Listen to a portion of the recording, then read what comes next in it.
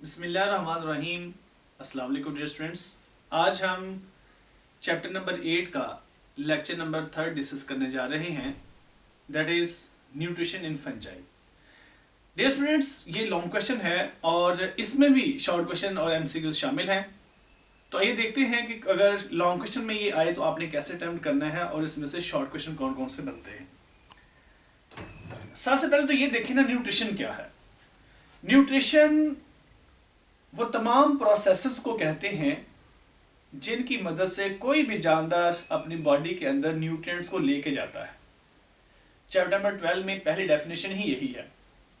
तो न्यूट्रिशन क्या है? Sum of all the processes which involve in taking in nutrients into the body. अच्छा, मतलब वो कौन कौन से प्रोसेसेस हो सकते हैं? जैसे प्लांट्स के अंदर फोटोसिंथेसिस है, हमारी बॉडी में इंजेस्टिव मोड ऑफ न्यूट्रिशन है और फंजाई के अंदर एब्जॉर्प्टिव मोड ऑफ न्यूट्रिशन है। ये खुराक को जज़ब करती है। तो पहली बात तो ये कि हमें ये पता होना चाहिए कि न्यूट्रिशन क्या होती है। तो डिफरेंट जानदारों में डिफरेंट प्रोसेसेस पाए जाते हैं और तमाम प्रोसेसेस को मजमूई तौर पर हम एक ही नाम देते हैं, न्यूट्रिशन। और जिन केमिकल कंपाउंड्स को बॉडी में लेके जाना है, उन केमिकल कंपाउंड्स को न्यूट्रिएंट्स का नाम देते हैं। तो ये देखते हैं कि फंजाई के अंदर न्यूट्रिशन के मेथड्स कौन से हैं। अच्छा, एक बात यहां पे क्लियर कर ले कि जितने भी फंगस हैं, जितने भी फंजाई हैं, सब के अंदर एब्जॉर्प्टिव मैकेनिज्म पाया जाना है। एब्जॉर्प्टिव। अब फंजाई के अंदर बेशुमार वैरायटी है, तो देखते हैं कि वो डिफरेंट वे से न्यूट्रिशन को ले रही है, लेकिन फाइनली वो खुराक को जज़ब ही करेगी।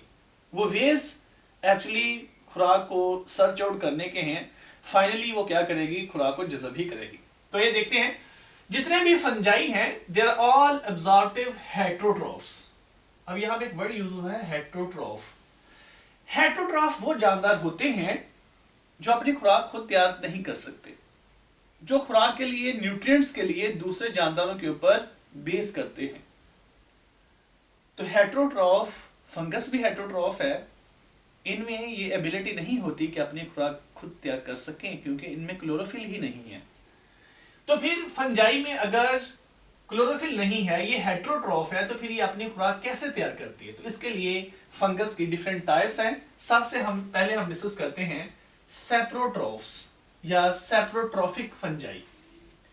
सेप्रोट्रॉफ, इनको सेप्रोब्स भी बोलते हैं, वो तमाम जानदार जो अपने न्यूट्रिएंट्स को, अपनी खुराक को डेड ऑर्गेनिक मैटर से हासिल करें, उनको सेप्रोट्रॉफ कहते हैं, सेप्रोब्स कह सकते हैं, सेप्रोफाइट कह सकते हैं। तो ये अपने न्यूट्रिएंट्स को कहां से हासिल करते हैं? From dead organic matter directly. कैसे कैसे ये डेड ऑर्गेनिक मैटर में से फूड को कैसे? पहले तो आप ये बात करें ना कि डेड ऑर्गेनिक मैटर क्या है। इसमें एक्चुअली शामिल हैं dead bodies of plants and animals. तो ये फंजाई क्या करती हैं? ये एंजाइम सिक्रीट करती हैं। वहां पे जहां कहीं ऑर्गेनिक मैटर पड़ा होगा ना, इनके स्पोर वहां पे ग्रो कर जाते हैं। जैसे मशरूम्स हैं, वो जो एनिमल जो डंग होता है, या जिसको हम कहते हैं कि वो मैन्योर है, उसके ऊपर इनके स्पोर ग्रो करने शुरू कर देते हैं। फिर क्या करेंगे? उनसे हाइफी पैदा होंगे, उनके थ्रेड्स पैदा होंगे, thread like structure, filamentous structure पैदा होंगी। वो एंजाइम सिक्रीट करते हैं। उन एंजाइम से ऑर्गेनिक मैटर की डिकम्पोजिशन होगी, और जो डिकम्पोजिशन होगी, जो डाइजेस्टेड मैटर होगा, उसको ये जज़ब कर लेते हैं। तो क्या करेंगे ये? They secrete out digestive enzymes. अच्छा, डाइजेस्टिव एंजाइम कहां से पैदा करते हैं? अपने हाइफी से। इनके अंदर ना हाइफल सिस्टम होता है, और उस हाइफल सिस्टम की मदद से ये क्या करते हैं? एंजाइम को सिक्रीट करते हैं, और उससे वो जो ऑर्गेनिक मैटर है उसको डिकम्पोज होगा, और रिक्वायर्ड जो कंपाउंड्स होंगे, रिक्वायर्ड जो न्यूट्रिएंट्स होंगे, ये उनको जज़ब कर लेंगे। इसी वजह से इनको एक और नाम भी देते हैं, डिकम्पोजर्स। और ये कैरेक्टर इनका बैक्टीरिया जैसा है, ये कैरेक्टर इनका बैक्टीरिया के पैरेलल है। अच्छा, ये जो फंजाई होते हैं ना, मसलन मैं जैसे यहाँ पे कहीं ऑर्गेनिक मैटर पड़ा हुआ है, ऐसे यहाँ पे ये सॉइल में ऑर्गेनिक मैटर पड़ा है, यहाँ पे आप बना लेते हैं कि एक ऐसे मशरूम ग्रो कर गई है।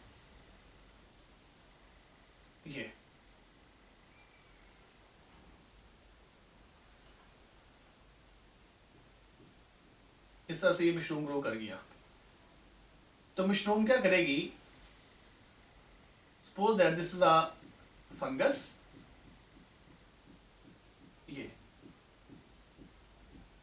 ये अपने ये हाइफी, इसके ये हाइफी, ये जो ज़्यादा पूरी बॉडी से हाइफी बनी हुई, पूरी बॉडी जो ना वो हाइफी से बनी हुई है।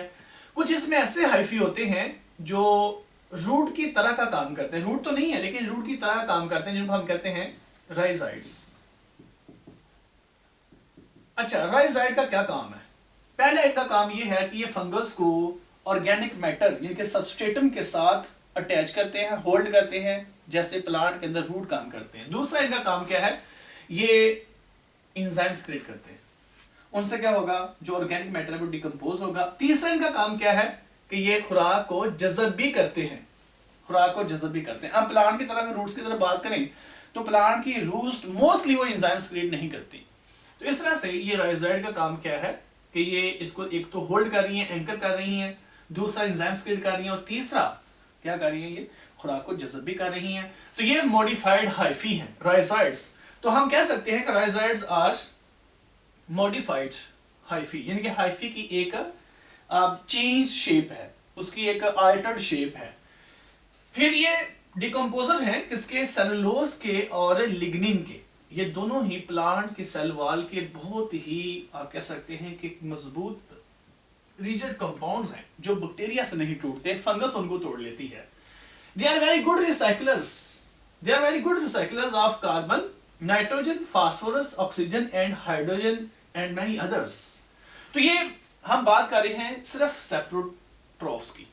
ये सेप्रोट्रॉफ का आप कह सकते हैं कि डिफरेंट रोल्स हैं। तो आपको ये क्वेश्चन पूछा जा सकता है, व्हाट आर राइजोइड्स? तो आप कहेंगे these are the modified hyphae present in the saprotrophic fungi, और इनके आप फंक्शन लिखेंगे। The second one that is parasitic fungi. अब आपको पता है स्टूडेंट्स कि पैरासाइट वो जानदार होता है जो अपनी खुराक को दूसरे किसी लिविंग होस्ट से लेता है। ये वो जानदार होते हैं जो लिविंग होस्ट से लेते हैं। इसका मतलब ये हुआ कि ये जानदार वो हैं जिनके अंदर एब्जॉर्प्शन तो पाई जाएगी लेकिन एंजाइम्स क्रिएट नहीं करेंगे। तो पैरासाइटिक फंजाई क्या करते हैं, दे एब्जॉर्ब, पहले तो ये बात अपने ज़हन में फिक्स कर ले कि इन्होंने फ्रूट को जज़ब ही करना है। They absorb nutrients directly from living host. आपको पता है होस्ट क्या होता है, वो जानदार जिसके ऊपर कोई पैरासाइट एग्जिस्ट करता है उसको होस्ट कहते हैं। अच्छा, इनकी बॉडी के अंदर ना मॉडिफाइड हाइफी होते हैं जिसको कहते हैं हिस्टोरिया। मसलन फर्ज करें कहीं पे कोई लिविंग ऑर्गेनिज्म है, ऐसे इस तरह से कोई ऑर्गेनिज्म है, तो यहां पे फंगस ग्रो कर रही है। ये फंगस का फिलामेंट है। तो इन फंगस के अंदर से इस तरह से मॉडिफाइड हाइफी निकलते हैं जिनको हिस्टोरिया का नाम देते हैं। ऐसे हिस्टोरिया थोड़े थिक होते हैं राइजोइड की निस्बत, तो हैं तो ये भी हाइफी ही की टाइप, लेकिन ये क्या करेंगे, डायरेक्ट किसी होस्ट की बॉडी के अंदर से न्यूट्रिएंट को जज़ब करेंगे।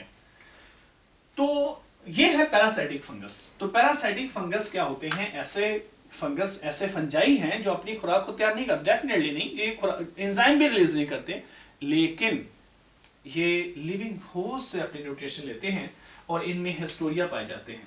हिस्टोरिया, अब आप दोनों के दरमियान डिफरेंस करेंगे राइजोइड्स में और हिस्टोरिया में। Rhizoids they are also modified hyphae, they are thread like, root like structures which help in anchoring secretion of enzymes and also absorption of food. in case of Historia, पहले आप ये बताएंगे कि बेटे ये जो सेप्रोट्रॉफ के अंदर राइजोइड पाए जाते हैं, पैरासाइटिक फंजाई में हिस्टोरिया पाए जाते हैं। हिस्टोरिया मोस्टली एंजाइम्स क्रिएट नहीं करते, लेकिन दोनों में एक चीज कॉमन है, दोनों खुराक को जज़ब करने में हेल्प करते हैं। तो इसमें आप दो बेसिक डिफरेंस लिख सकते हैं, एक तो इनका अकरेंस, दूसरा इनका रोल। तो पैरासाइटिक फंजाई को दो कैटेगरी में डिवाइड करते हैं, they may be obligate, they may be facultative. Obligate parasite, याद रखिएगा जहां पे भी ये वर्ड आए इसका एक ही मीनिंग है, ऐसा पैरासाइट जो अपने लिविंग होस्ट के बगैर कभी भी एग्जिस्ट ना कर सके, जो टोटली डिपेंडेंट होता है अपने लिविंग होस्ट पे, उसको हम कहते हैं ओब्लिगेट। जैसे mildews and some rust species, rust species के बारे में आगे नेक्स्ट डिस्कस करेंगे हम। ये वो फंगस हैं जो आर्टिफिशियल कल्चर मीडिया के अंदर, नॉन लिविंग मीडियम के अंदर ग्रो नहीं कर सकते, लेकिन फैकल्टेटिव फंगस वो होती है जो दोनों पे ग्रो कर सकती है, लिविंग होस्ट पे भी और आर्टिफिशियल कल्चर मीडिया, यानी नॉन लिविंग जो होता है मटेरियल उस पर भी ग्रो कर सकती है।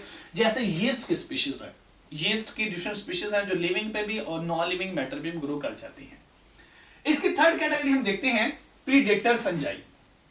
प्रीडेटर फंजाई क्या होते हैं? अब देखिए ना, वर्ड है प्रीडेटर, इसका मतलब ये शिकार करते हैं, यानी कि ये दूसरे लिविंग एनिमल से अपनी न्यूट्रिशन लेते हैं, लेकिन उनको क्या करेंगे, उनकी बॉडी को डिकम्पोज कर देंगे, बॉडी की डेथ हो जाएगी, यानी कि इस तरह से ये अपनी न्यूट्रिशन हासिल करते हैं, जिसमें शामिल है ऑयस्टर मशरूम्स, इसका साइंटिफिक नेम है पिलिरोटस ऑस्ट्रिएटस, ये ओमनीवोरस फंगस है।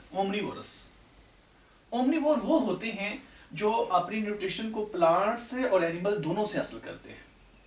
तो they get nitrogen compounds from nematodes, ये अपने ना जो नाइट्रोजन के कंपाउंड्स होते हैं ना, वो अमोनिया से ये निमाटोड से हासिल करते हैं। जैसे अमोनिया, अमाइंस, अमीनो एसिड्स, ये सारे ये निमाटोड से हासिल करेंगे। असल में होता ये है कि ये ग्रो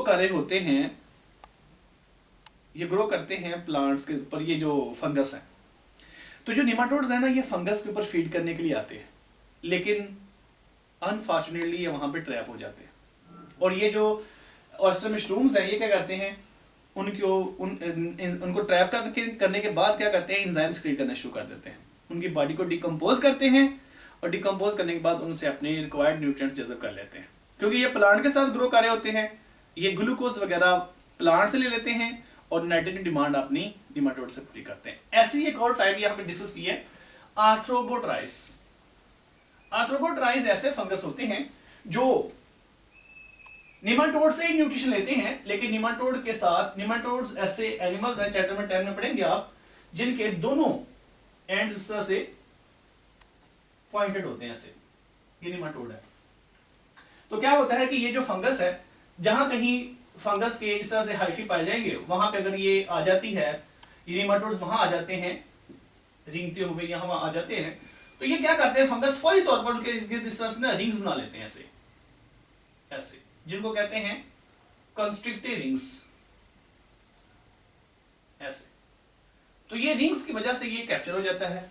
फिर क्या होगा, यही एंजाइम्स क्रिएट करेंगे, इसकी बॉडी को डिकम्पोज कर देंगे, और इसकी बॉडी से जो अपने रिक्वायर्ड कंपोनेंट्स होंगे उनको जज़ब कर लेंगे।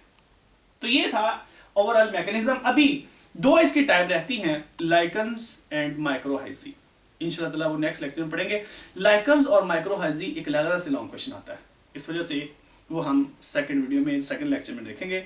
ये स्टूडेंट्स था आज का लेक्चर। अपना बहुत ख्याल रखिए। अल्लाह हाफिज।